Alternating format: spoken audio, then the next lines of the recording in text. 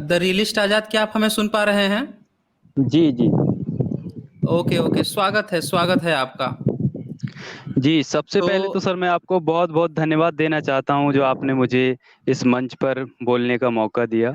इसमें कोई धन्यवाद की बात नहीं है, ये तो हम सबका दायित्व है कि एक साथ आएं और लोगों को अपनी बातें रखें। जो भी हम कहना चाहते हैं, लोगों से जो बताना चाहते हैं, या वैसी बातें जो लोग रियलाइज नहीं कर पा रहे हैं, उनके सामने रखना, ये हम सबका कर्तव्य है, हम सबका फर्ज है।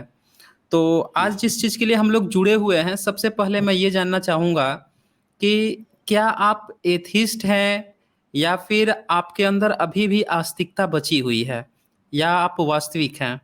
सर, ये आस्तिकता तो बहुत पहले मर चुकी है। मैं बिल्कुल एथिस्ट हूँ और अब किसी भी प्रकार की आस्था मेरे अंदर नहीं रह गई है। जी, जी, ओके।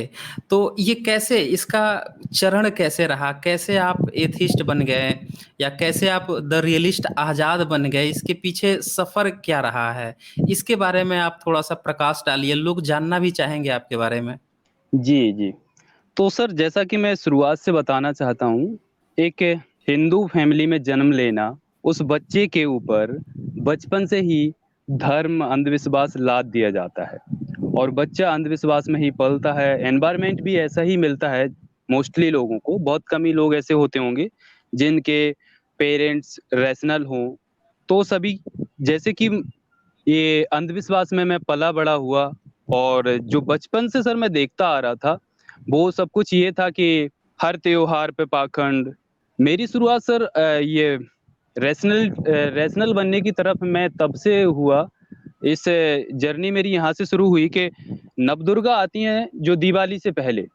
उस टाइम मेरे यहाँ से 3 से 4 किलोमीटर दूर एक मंदिर है, जहाँ पे हुँ, लोग हुँ।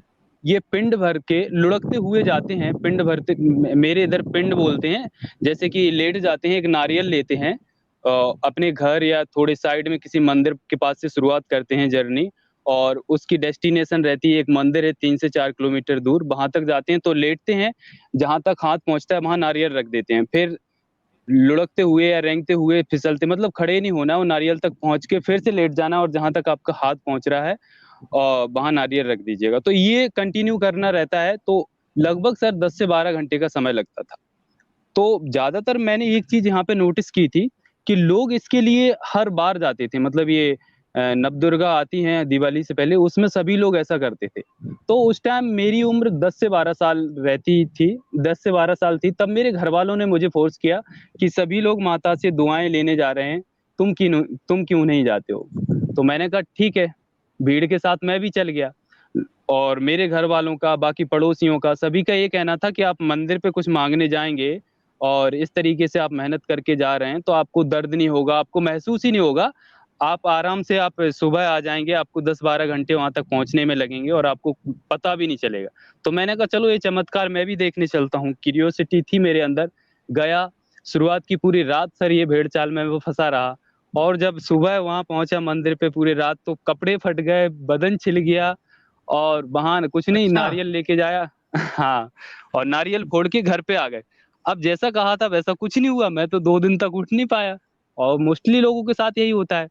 तो ये भीड़ को देखते-देखते मेरे घरवालों ने फ़ोर्सफुली मुझे 2 से 3 बार वहाँ भेजा और मैं गया कि मन्नतें माँगिए कि आपको सद्बुद्धि दे भगवान, आपकी जॉब लग जाएगी जल्दी। तो मैंने कहा ठीक है, जा रहे हैं, देख रहे हैं। पर मैं अपने मुझे ऐसा कुछ लालच नहीं था कि मैं कुछ माता से माँगने जा रहा हूँ, मैंने ऐसा कुछ भी नहीं सोचा था। लेकिन इस भेड़-चाल में मैं फँसा हुआ था और इस तरीके ओ से मुझे कुछ उसका असर दिखा नहीं कि मैं तो गया था, इन लोगों ने कहा था कि आपके बदन में दर्द नहीं होगा, मेरा तो पैर छिल गए, हाथ छिल गए और घुटने छिल गए, पैंट फट गई मेरी क्योंकि 4-5 किलोमीटर रगड़ते-रगड़ते जाएँगे तो क्या होगा, आप इमेजिन कर सकते हैं सर। तो इस तरीके से इस जर्नी का मैंने फिर यहाँ से मुझे एक एस्केप रूट चाहिए था। मेरे आस्था से थोड़ा भरोसा कम होने लग गया था। मेरे घरवाले मुझे फ़ोर्सफुली मंदिर भेजते थे कि जाइए पूजा, आरती या प्रसाद चढ़ा के आइए। मुझे वहाँ जाने में शर्म सी आने लगी थी। मुझे पता नहीं ऐसा मेरे साथ क्यों हो रहा था। मेरे घरवाले भेजते थे तो मैं मंदिर जाता भी था तो मैं बहुत डरते हुए, मतलब कोई देखे ना कि यार कहाँ जा रहा है। मुझे खुद में ऐसा लगता था कि मैं कुछ एक बहुत गलत काम करने जा रहा हूँ। मंदिर मतलब जाने का मतलब मुझे ऐसा लगता था कि ये अंधविश्वास फैलाने, मुझे ऐसा लगने लग गया मेरे अंदर। तो मुझे कोई मंदिर जाते देखता था तो मैं बचने की कोशिश करता था कि बचते-बचते निकल जाएँ और मंदिर में कोई ना हो, मैं प्रसाद चढ़ा के जल्दी से आ जाऊँ। तो 1-2 बार मैंने डिनाई करना शुरू किया, घर पे 1-2 बार मार भी पड़ गई क्योंकि उस टाइम मैं बच्चा था तो पिटाई भी हो गई कि क्यों नहीं जाएगा तू, अच्छा। जाना पड़ेगा, सभी लोग जाते हैं। तो ये इंसिडेंट मेरे साथ हुए तो इनने मुझे और ज़्यादा दृढ़ बनाते गए कि नहीं, अगर आपने मारा तो अब मैं बिल्कुल भी नहीं जाऊँगा। हुँ, हुँ। और जब डर रहता था तब मेरे साथ ऐसी घटना अक्सर होती थी, मेरा कुछ काम बिगड़ता था तो मैं यही कहता था कि अगर भगवान तू वास्तव में है तो मेरा ये काम हो जाए, तो मैं मान लूँगा कि हाँ, ये काम तूने कर दिया तो वास्तव में एग्ज़िस्टेंस आपकी है। लेकिन मेरा कभी ऐसा कुछ नहीं हुआ, मुझे कहीं चमत्कार नहीं दिखे, लेकिन फिर भी बहुत सारे सवाल जो डाउट हैं वो डर रहता था। ऐसा नहीं, भगवान की एग्ज़िस्टेंस पे सवाल उठाना ये बहुत बड़ी चुनौती थी। एक बच्चे के लिए, मतलब मैं जब 7th-8th क्लास में था, उस टाइम बहुत बड़ी चुनौती थी कि मैं भगवान को चुनौती दे रहा हूँ और मेरे आस-पास कोई भी एथिस्ट नहीं था। मेरे को कोई सलाह देने वाला नहीं था। तो इतना मतलब सभी लोग तो मुझे डराते ही थे कि अगर तुमने भगवान के ऊपर सवाल उठाया, तो अनर्थ हो जाओगे, तुम मारे जाओगे, ये हो जाएगा, वो हो जाएगा। तमाम तरीके की नेगेटिविटी मेरे अंदर भर दी गई थी। तो बहुत डरता था कि मुझे कोई ऐसा सोर्स मिल जाए जहाँ से मैं मेरे सारे सवालों का जवाब मिलने लगे। तो मुझे सवालों का जवाब नहीं मिल पा रहा था, तो मैं ऐसे ही जर्नी चलती रही धीरे-धीरे। और फिर कुछ ये स्ट्रीट मैजिशियन होते हैं, तो मैं ये सोचता था ये मैजिशियन ये जादू कैसे करके दिखाते हैं, इसमें कुछ डाउट रहे, मुझे ऐसा लगता था कि इनके पास कुछ शक्तियाँ हैं, ये कुछ सिद्धि-विद्धि कर लेते हैं इस वजह से, ऐसा बताया जाता है, अक्सर लोग कहते हैं। तो मुझे यही लगता था कि इनके पास कुछ सिद्धियाँ हैं। और एक बार मैं डर गया था, वो गर्दन वाला स्ट्रीट मैजिशियन करते हैं, गर्दन काट देते हैं बच्चे की, उसको साँप बना देते हैं।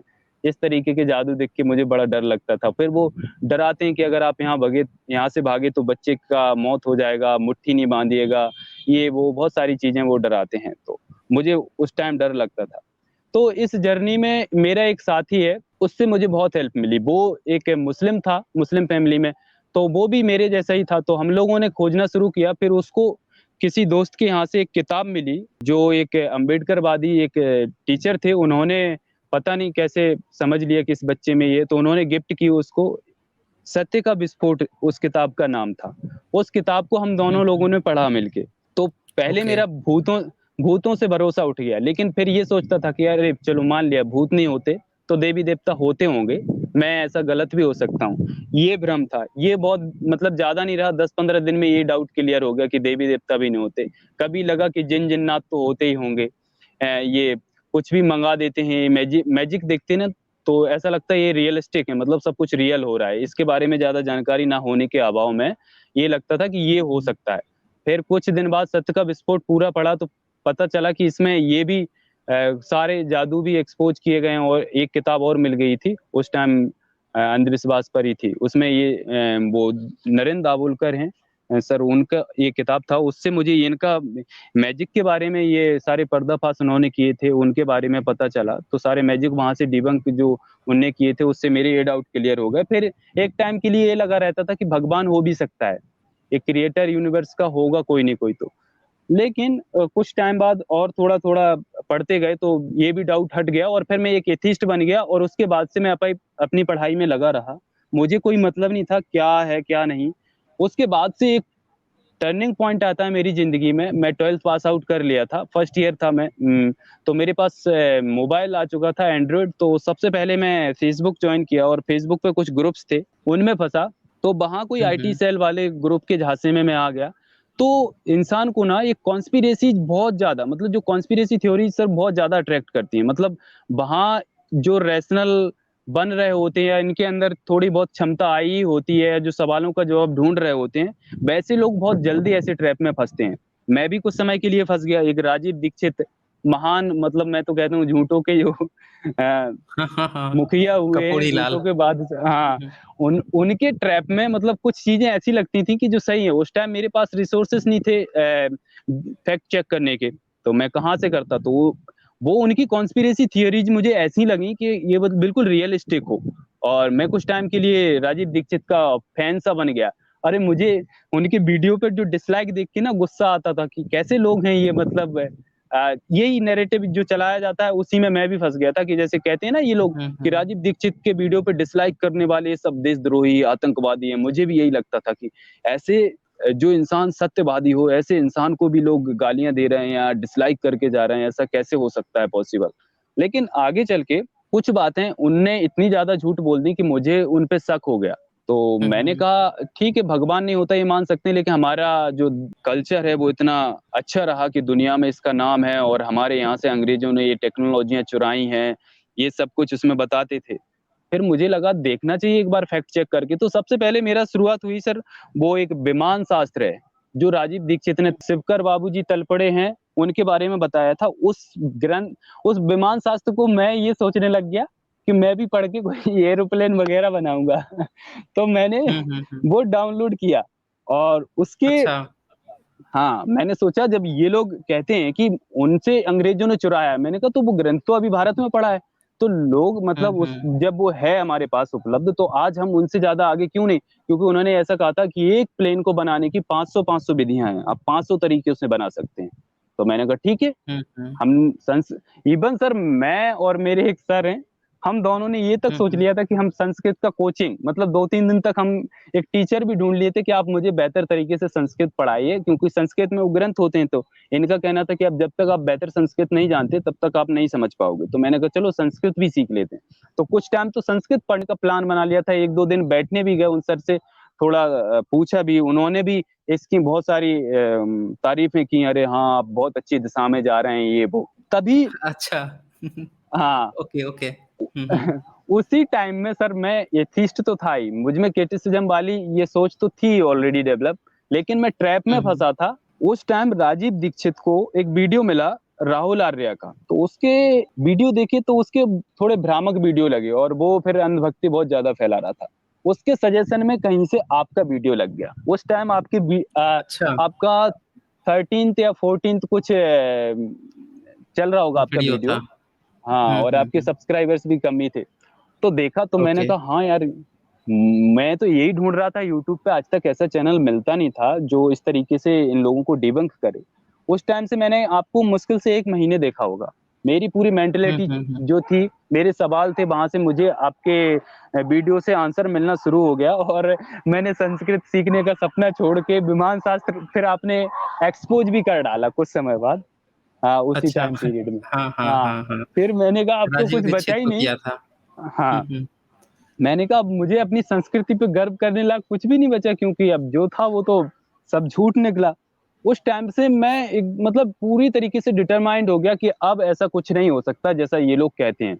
मैं एक बार के लिए ट्रैप में फँसा, ये मेरी लाइफ़ में बहुत अच्छा टर्निंग पॉइंट था कि आज के बाद से मैं आईटी सेल या किसी ऐसे जो षड्यंत्रकारी लोगों के झांसे में नहीं आऊँगा। उस टाइम से फिर मैंने भी सोचा सर कि ये जानकारियाँ हैं, शायद मुझे भी इस लाइन में आना चाहिए और मुझे भी शौक था तो मैंने कहा जितना हो सके मैं भी सोशल मीडिया जो इंटरनेट पे जो पीडीएफ्स मिल जाती हैं उनके बारे में उनको पढ़ के मैं भी कुछ वीडियो बनाऊँ। तो उस टाइम ही से सर मेरी पहली इंस्पिरेशन आप ही थे वीडियो बनाने की। वहाँ से मैंने शुरुआत की अपनी ओके। जर्नी की और इसीलिए मैं आपको बहुत-बहुत धन्यवाद देता हूँ कि सर अगर उस टाइम शायद आप नहीं होते तो मैं और समय के लिए इसमें ट्रैप बना रहता और इसमें फँसा ही रहता और निकलने में समय भी लग सकता था। हालाँकि ये तो नहीं होता कि मैं फिर से भगवान में भरोसा करने लग जाऊँ, लेकिन मैं ये सोचता था कि हो सकता है कि हमारे पूर्वज हैं उन्होंने ऐसी टेक्नोलॉजी इजाद कर रखी हो, जो आज हम नहीं समझ पा रहे हों।